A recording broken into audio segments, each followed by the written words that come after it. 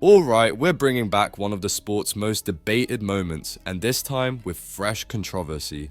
The 1995 Rugby World Cup final, remembered for its high-stakes tension and incredible finish, is now under the spotlight again as All Blacks legend Zinzan Brooke claims the match wasn't a level playing field.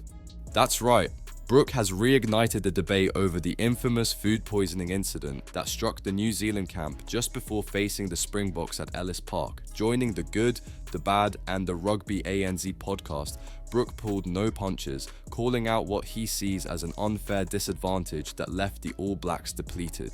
That 95 World Cup, we talked about the semi-final, the final, going into that, was it a level playing field? No, that's what I'll say. No, definitely wasn't a level playing field. And yeah, and I think it was, well, all I'll say is that I think it was the Thursday afternoon of the lunch that we had. It was nice, but What was it? What was the food? well, you could smell it when it came out. It was not good, but yeah, filled our boots, but it came out quickly. For Brooke, the effects of that sickness were unmistakable, and he feels it robbed the All Blacks of a fair shot in the final showdown against South Africa. Despite acknowledging that his side could still have won, he added, Yeah, and it was just one of those. It was one of those things, and it was yes, we could have won that game, but I think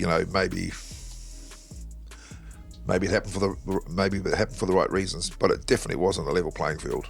It's a statement that's sure to stir up both sides, those who see the Boks as rightful champions and those who feel the All Blacks were unfairly hindered.